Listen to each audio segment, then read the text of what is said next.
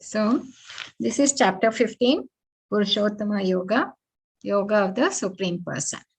Okay. And let's pay our obeisance to Sri Radha Govinda.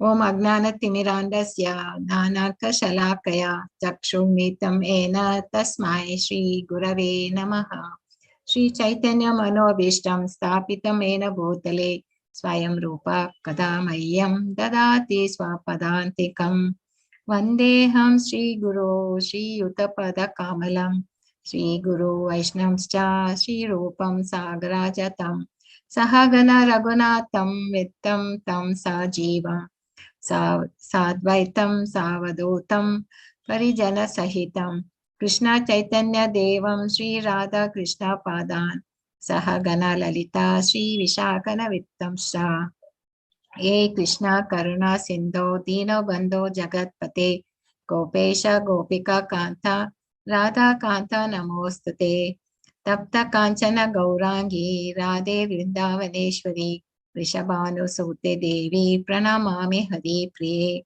Vancha Kalpaturabhyascha Kripa Sindhu Avayevacha Patitam Nam Pavinebhyo Vaishnavyo Namo Namaha Namo Om Vishnu Padaya Krishna Prastaya Bhutale Srimati Bhakti Vedanta Swami Iti Namane Namaste Saraswate Devi Gauravani Pracharini Nirvishesha Shunyavadi Paschatesha Tarini Jayo Shri Krishna Chaitanya Prabhu Nityananda Shri Advaita Gadadhara Shri Vasa Adi Gaura Bhakta Vrinda Hare Krishna Krishna Krishna Hare Hare Hare Rama Rama Rama Hare Hare Hare Krishna Krishna Hare Hare Hare Rama Rama Rama Hare Hare. Okay, let's do a little recap what we did in chapter 14, three modes of nature. Okay.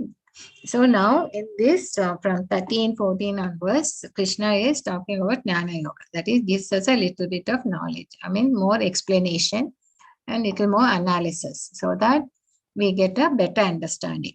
So we saw in chapter 13 about the Kshetra, Kshetrajna, and Arjuna was asking the concepts of that. And then he gave us the relation between soul, super soul, and the Prakriti.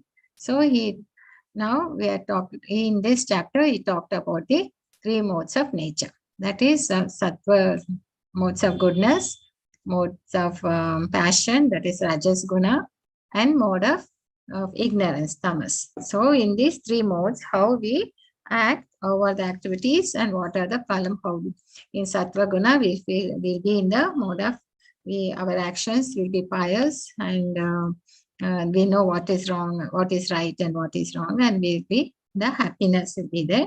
Whereas in rajas, we'll always be endeavor more and more for our desires, and we'll be more greedy and we'll more attached, and in the we go for temporary happiness, and then we all the time distressed.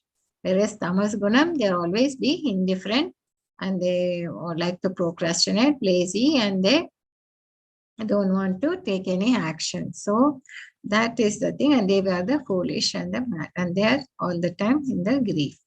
So, and we saw that how when the death comes, so they go sattva guna, they'll go to the higher planets. The rajas guna will be in the fruitive activities because they're all the time in this, whereas tamas guna will go on to the lower planets. But all these modes we won't be at the same time. We sometimes will be in the mode of goodness, sometimes in rajas, tamas. It is like, different depending upon the situations and things. But how we need to strive to be more in the modes of goodness. But there will always be a race for prominence. Like one will try to take over the other because they are trying to get some supremacy. And then we saw the action, and then these activities are required for purification. How do we get purified? So we saw. So we live in goodness and connect everything to Krishna, and we have to be engaged in direct bhakti yoga. Even Arjuna asked for the symptoms of persons who are in goodness. So this is what we saw in the last chapter, and about the nature. So now what you are going to see here, Krishna is going to give a different, not a better, it's a different interesting analogy of a material world. is the like a invented banyan tree. And how here he tells us how to, in all these chapters, he's telling us how to get detached from the material world, okay, and to attach to the, try to go back to the Godhead. So here, how to get detached from the material world is again explaining with an example of a banyan tree. And then he talks a little bit on transmigration. And then he explains how he is the maintainer here of our body, mind, and the soul. And then finally gives the summary of Vedanta Sutra. So Vedascha Sarvairaham eva Vedyo iti guhya tamam shastra. So this is what is the overview. Sri Bhagavan Uvacha Urdhamulam Adashakam Ashvatam Prahuravyayam Chandamsi Yasya Parnani Estam Vedasa Vedavid. So what is this here we want to look? This is the banyan tree. So he says, what I said, it is that there is an imperishable banyan tree that has its roots upwards and its branch going down, and whose leaves are in the Vedic hymns. One who knows this tree is the knower of Vedas. So what is this thing? Actually, what you might not see such a tree at all, which has got its roots up and which is roots are up and the branches are going down. Where do we see such a thing? It's the reflection of the spiritual. See, when you see an image in the mirror, there'll be you see, when you see your face in the mirror, there's something. When any image in the mirror, if you have, it has to be real thing, there must be some real object in front of you. Only then you can see its reflection in the mirror, isn't it? So here Krishna is equating the inverted banyan tree to the material world, which is a reflection of the spiritual world. And what is the mirror there? It's the desire. Desire is the crossroad from there. It's also like if you have a tree near a river, no, you can see its reflection in the water. How does it look? It looks as though the roots are up and the tree branches are all going down. So actually the reflection is not factual, but indicates the reality. That means seeing the material world like this, it will indicate there must be a spiritual world which is like this, but must be a better one, isn't it? Where it is more happiness. Here we are trying to anchor for happiness. No, we are always trying to be happy. So happiness is what we are trying to achieve. And that means there must be a place where we were really happy. Otherwise, we won't be thinking about happiness in our activities, isn't it? Same way, any relationship, whatever we have as a friend, as a parent, as a Vatsalya, or any of those relationships which you find here, there will be, it must have been felt that before, otherwise the soul won't be hankering for it. So that is why it indicates reality. That is this tree which is talking about. It indicates a reality. There's a spiritual world about that. In fact, here what he says is these roots, the leaves are all Vedic thing, and the twigs are all what is that? Twigs are all the compared. It's all topsy turvy, and the fruits are all the dharma, artha. No, sorry. The fruits are all we are looking at dharma, artha, moksha, and kama, and all that. And we are trying to go up and up towards the that is the by pious activities. And if by your impious activities, we are actually going down and down. So you have branches going down as well as branches going up. Okay. And there is all this economic development, religiosity, sense gratification, where all these fruits which are thing is all for a sense gratification. These are all the sense objects. And then the Vedic hymns are all in the leaves. And here we see when Lord Ganesha, then Saraswati, then you see Brahma, then Indra and all that on the top. And bottom is how we go to the lower planets. So this is the reflection which is talking. And we said it indicates a reality. So the branches of this tree extend downwards and upwards and nourished by the three modes of nature. So this is what I said. No? The tree's reflection, if you see in the water, you see it as though its roots are up and the branches are growing down. The trees also has roots going down, and I mean twigs are the objects of senses, and these are bound to the fruitive actions of human society. So we are all entangled in this tree, and we can't see where it is beginning and where it is ending. And we are caught in the branches of the tree, and we can't see properly where is the top and where is the bottom. Okay, and so the real form of this tree cannot be perceived in this world. No one can understand where it ends and where it begins, or where its foundation is. But with determination, one must cut down this tree with a weapon of detachment. So we should try to get detached from this material world.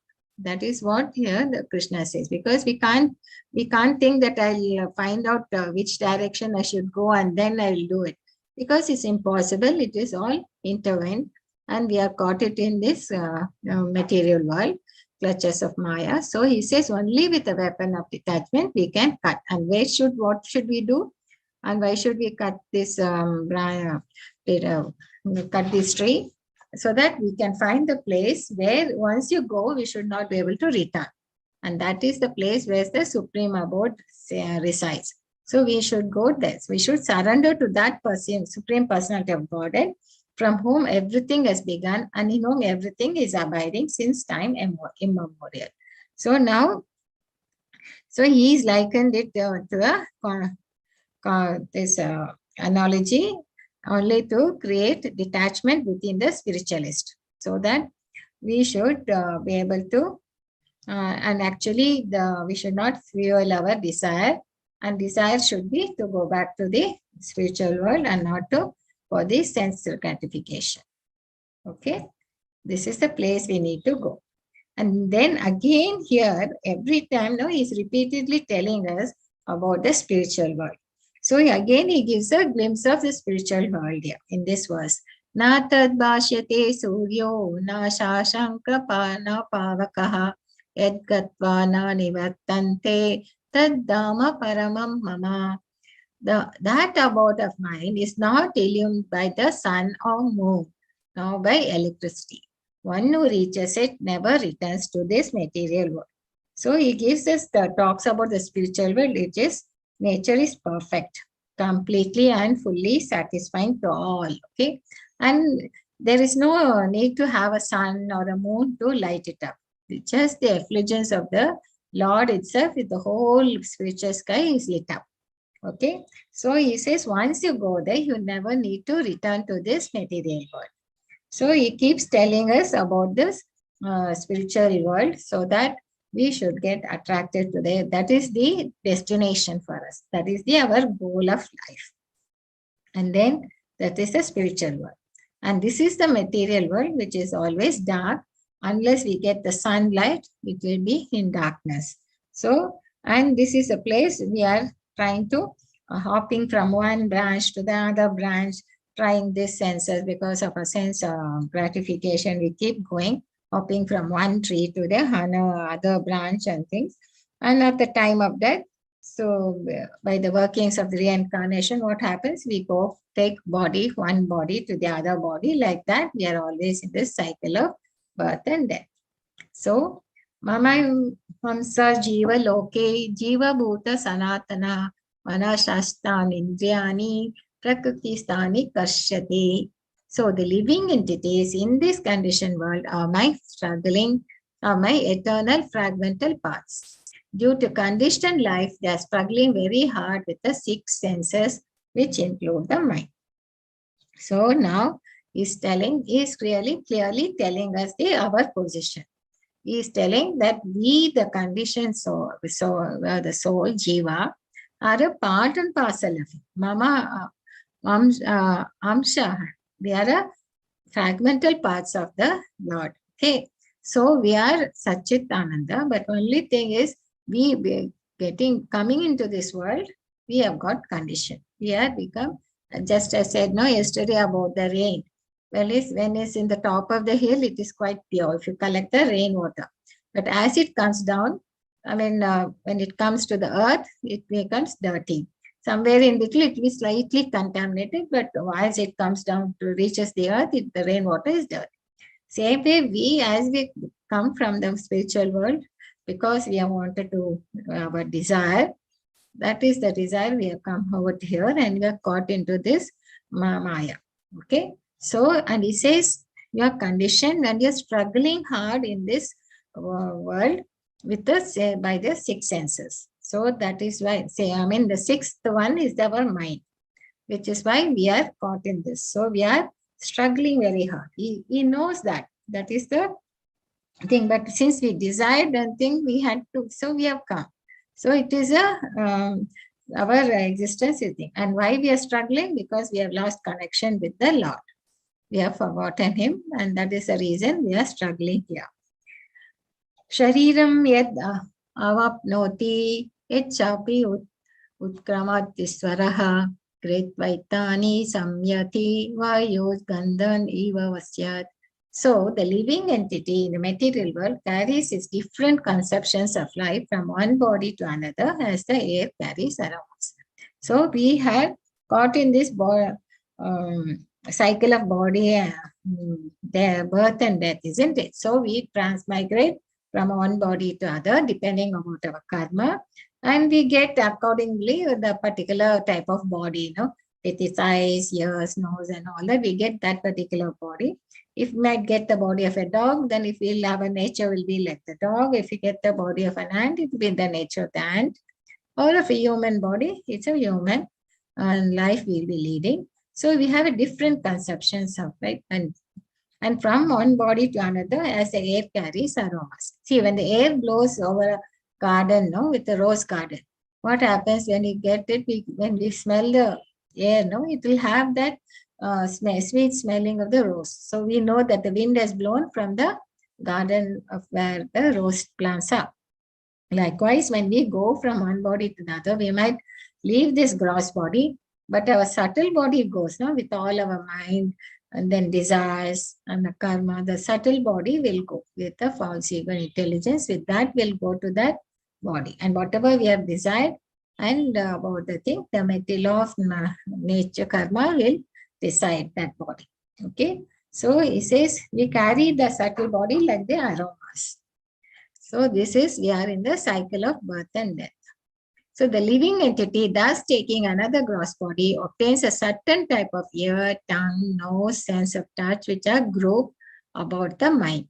So he then enjoys a particular set of sense objects. Actually, in this world, you can see, every living entity are individual. No two people will have the same kind of eyes or nose, something. There'll always be some kind of differences, isn't it? So here also, that's what he says. Depending on the thing, that's how we transmigrate from one body to the other. And we get to that particular set of body to enjoy the sensory objects. And this is a mentality will be as per our desires. That's what we carry. That's the aroma we carry from the previous birth. That is the mentality. So that's how we see, each individual is different from the other. And you can't find the same two kind of people. All have their different natures. And their gunas are different, and their attitude and the way they behave and everything will be different in human life as well as the animal life, or you see the plants, all are different. Okay, so they will be individually. Ukramantam stitam vapi munjanam va gunanvitam vimuda manus pashyanti gnana chakshusha. Only the foolish cannot understand how a living entity can quit his body, nor they can understand what sort of body he enjoys under the spell of moods of nature. Okay, so he says, but one whose eyes are trained in knowledge can see all this. See, like this, a person, he's here, yes, a car has broke down and he has opened his car bonnet. And he's trying to figure out what is the problem.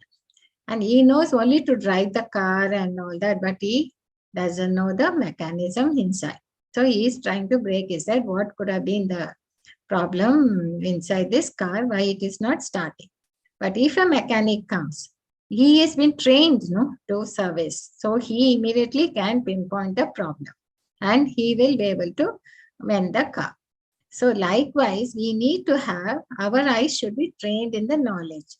Only when then only we can understand this, that we are actually creating our destiny by our activities in this life. And how we have come into this is by our previous karma and our desires.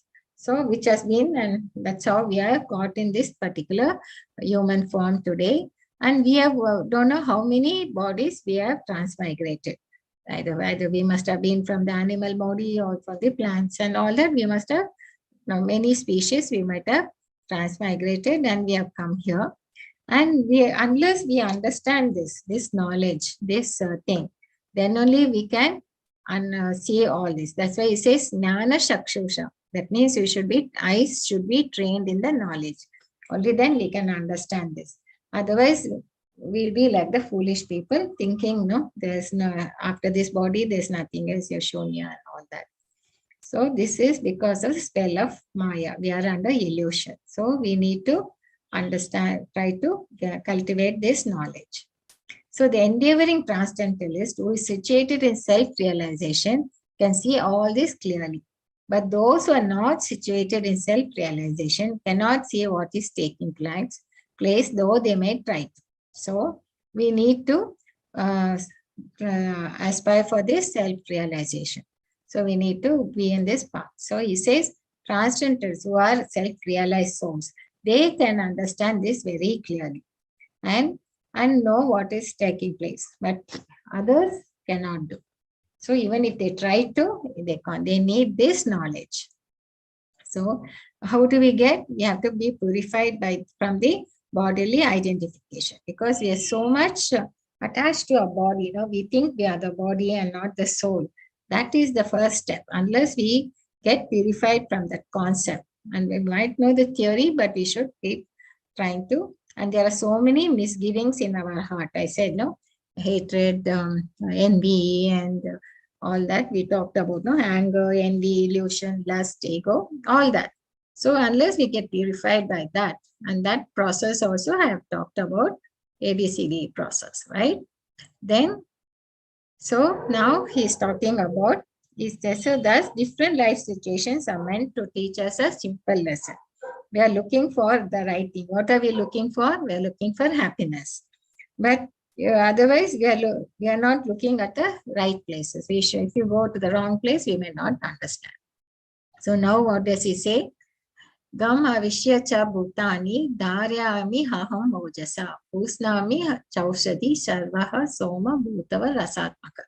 So what does this mean? I enter into each planet, and by my energy, they stay in the orbit. I become the moon and thereby supply the juice of life to all vegetables. So he is now talking about how to develop our Krishna consciousness. So we are entangled with the reflected tree of material existence, isn't it? So how do we develop this Krishna consciousness? How do we develop this knowledge? So unless we appreciate that Krishna as a maintainer on all levels, how is he maintaining? Here he says, the whole planetary system, they all are moving in the particular orbit. Moon has got its own orbit, sun has got its own, and earth is also going. And all the gravitational force, all the forces which is making them into move in the particular orbit and sustaining. He says, it is my energy. I enter into each planet, and by my energy, they stay in the orbit. Okay. Then is the moon also, because in the vegetables, life of the vegetables, they require not only sunlight and all that, they also require the moonlight. So he says, I supply the juice of life to all the. So gravity is a very important force. It keeps our planets orbiting the sun and ropes our galaxies together. So what is now we can appreciate is maintaining the entire cosmic manifestation, isn't it? And is also giving us a life juice. And here he is talking in 15:14. Aham Vaishvanaro Vanaro Bhutva Praninam Deham Asritaha Pranapana Samayuktaha Pachami Annam Chaturvidam. I am the fire of digestion in the every living body, and I am the air of life, outgoing and incoming, by which I digest the four kinds of foodstuffs. So what is he saying here? He's maintaining our body. He's maintaining the whole universe, and is also maintaining our each body, every body he is maintaining. Now, as the fire in the thing. In the fire, in Ayurveda, they say, no, there is a fire of digestion. It is in the Ayurvedic terminology, they talk about that. When they have some, they normally address this fire, trying to burn. So, and also when you try to burn at some twigs and all that, don't you blow air into it? That's to kindle that fire. So also we need this air for the air, which we breathe in and breathe out, the prana. So this he says, I am the life force in that also. So which is outgoing and incoming, by which I digest the four kinds of foodstuffs. What are the four kinds of foodstuffs? Some food we chew, some food we swallow, some foodstuff we suck it, and some we lick, isn't it? So that four kinds of foodstuffs, he is the one who is helping us to digest the foodstuff. So he is maintaining our body. He is also maintaining the whole cosmic universe. So when he doesn't ask anything. So normally in our daily life, what we do, when we do something for others, we expect them to honor us. We expect them to thank us, isn't it? But when somebody else does it, what we say, oh, it was his duty. That's why he did it. Why should I go and thank him? That will be our attitude. Normally, that's what we see in our daily life. But here, he's maintaining us. So we really has to appreciate that, and we should thank him. So this is a fire of decision. And sarvasya chaham ridi sannivisto mataha smritta gnanam apohanam cha vedaishchai sarvairaham eva vedyo vedanta krit vedavid eva cha. So I am seated in everyone's heart, and from me comes remembrance, knowledge, and forgetfulness. By all the Vedas, I am to be known. Indeed, I am the compiler of Vedanta. I am the knower of the Vedas. So what does he come here? He is maintaining the subtle body. What is the subtle body has? It's the memory, knowledge, and forgetfulness. I was thinking how he is talking about forgetfulness. Then it was clear that, see, when we want to forget Krishna means he also gives that forgetfulness. Okay, you want to forget me, go ahead and forget me. If you want to remember me, I'll give you the remembrance. If you want to have the knowledge to understand these things, I'll give you. If you don't want, then go ahead and not. So whatever we desire, that kind of buddhi he will give us. That's how he is telling that he is seated in everyone's heart as Paramatma. No? You can't hide from him. You can't hide thinking he doesn't know what is in your heart or what is in your mind. Everything. He knows what you are desiring and what you want. You cannot cheat him. Okay. So that is what we have to remember. We think, no, there's nobody there to witness our activities or witness our thoughts and all that. It is not so. There he's here, he's clearly saying, I am seated in everyone's heart, and from me comes the remembrance, knowledge, and forgetfulness. And then he talks about the Vedas. So what is it? We should know that Krishna by studying the Vedas, because he is the knower of the Vedas. He is the compiler of Vedanta and the thing. So that's how we can understand Krishna, only get the knowledge. So we should study the Vedas. So we saw how he is maintaining our body, he is maintaining the cosmic universe, and then he is also maintaining our subtle body, which is having remembrance, memory, knowledge, and forgetfulness. Everything he is taking care of all of us. Then now he proceeds to tell us there are two classes of beings. That is, there are what kind of living entities are there? Two, Kshara and Akshara. That is, two classes, the beings, the fallible and the infallible. Fallible one are the the living entities who are in the material body, who keeps changing their body from one body to the other. And the infallible ones are the ones who are in the spiritual world, the eternal Sachidananda. So we have two kinds of living entities. One is the liberated souls and then the conditioned souls. Okay. So, and these conditioned souls are forgotten Krishna, whereas these are all the time in remembrance in Krishna, and they are in the transcendental plane. Okay. So besides these two, there is the greatest living personality, the Lord himself, who has entered to this. So these world and is maintaining them. So who is that? He is the Supreme Lord. Okay. He is entered into all the living entities and is maintaining it. In fact, there are impersonalists who think, that we are just living in this Maya, in this world because of Maya. Once we do the devotional service and get liberated, we get merged into the Lord, become the Brahma Jyoti. But one thing we don't understand is, once they become Brahma Jyoti, are we in the position to maintain the whole thing, cosmic universe, or the other living entities, or do we know what's happening in other people's mind and the thing? Are we going as the Paramatma? Just because we think that we are merged into the Brahma Jyoti doesn't mean that we have become God, isn't it?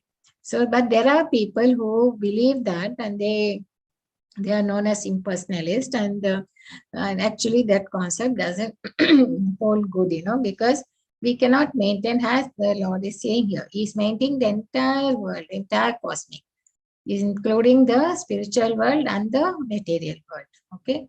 So, and we are just a small drop of water, that's all.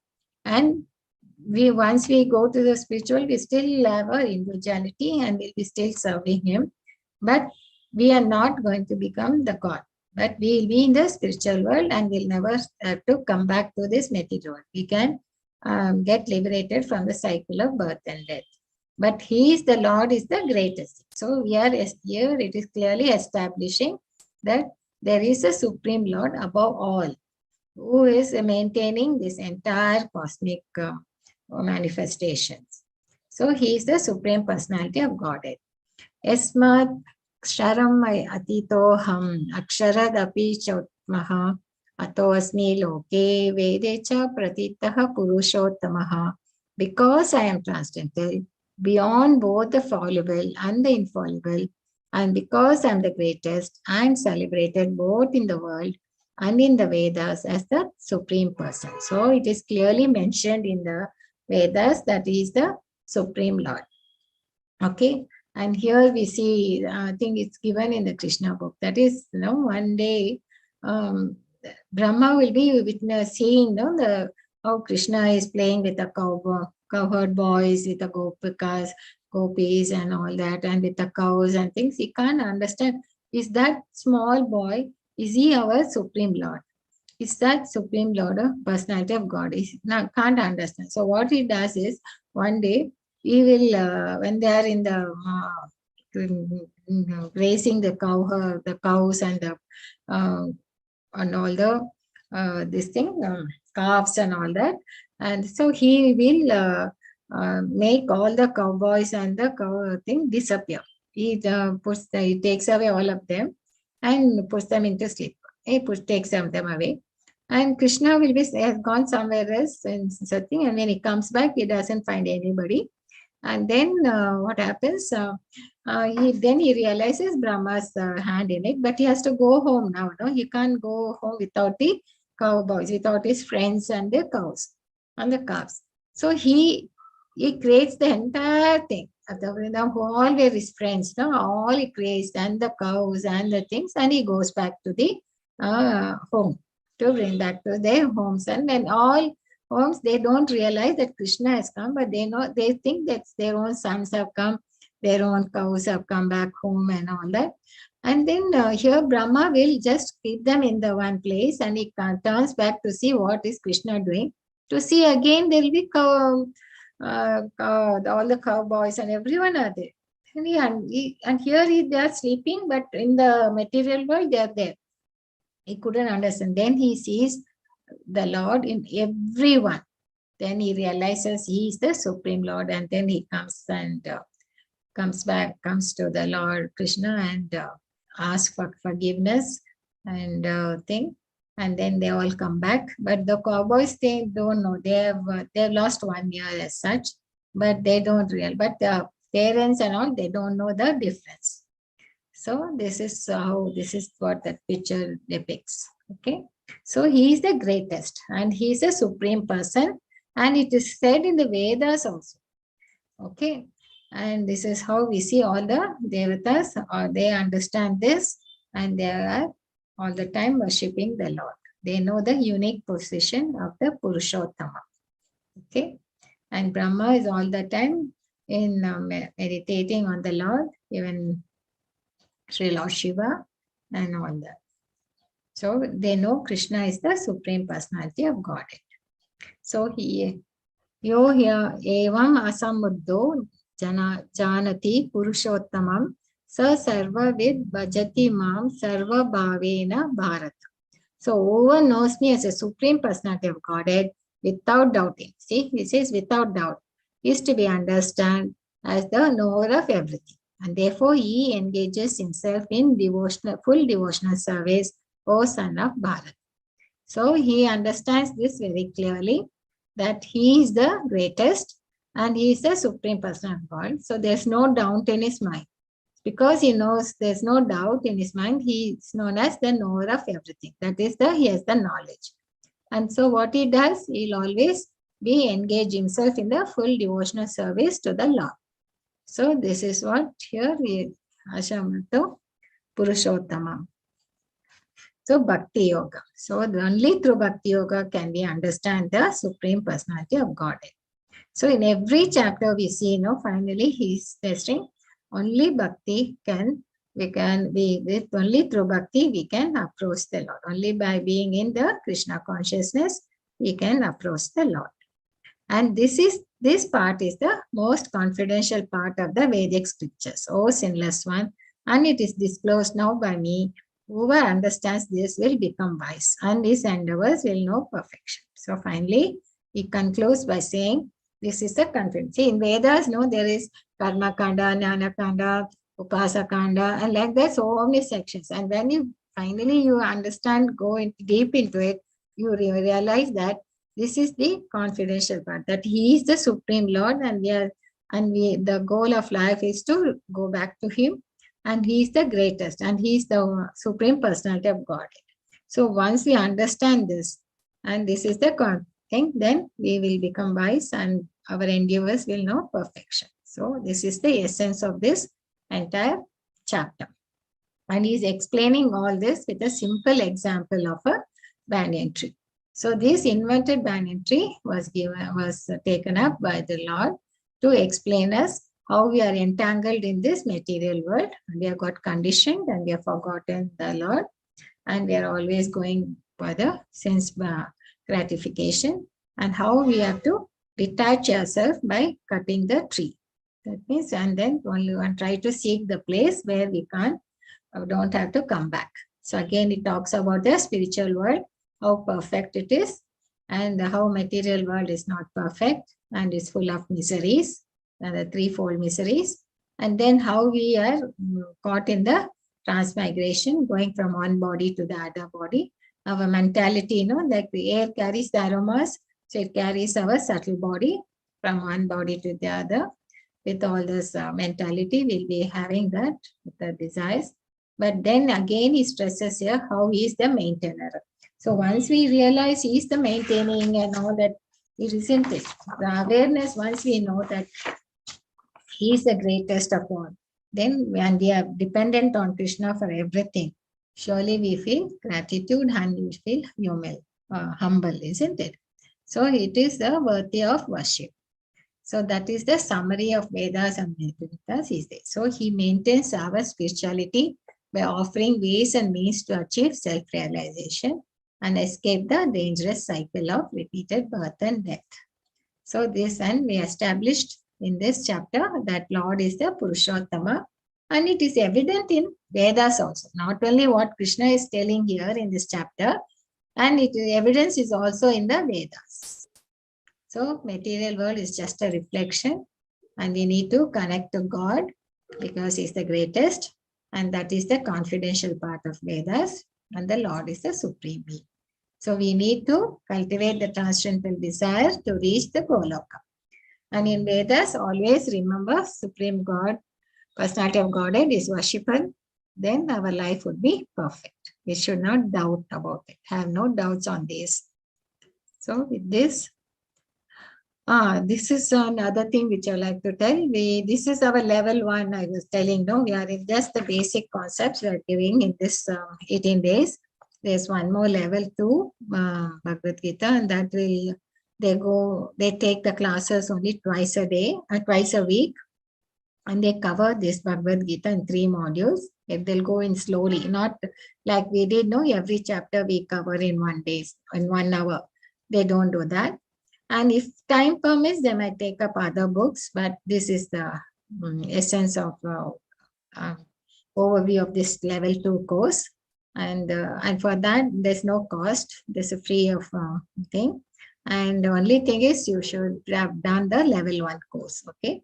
And it's for 1.5 hours. There will be again quiz and assignments.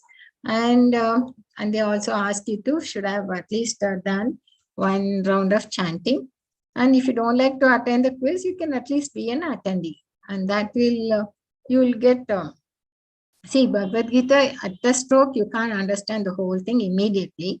But when going and again reiterating the chapters with our senior devotees, you will slowly get more of clarity and you'll have a better understanding. Okay. I hope all of you will go to this level 2 also. And that link for that will be shortly sharing with you all. Okay. So I'll start with this. I'll close this chapter.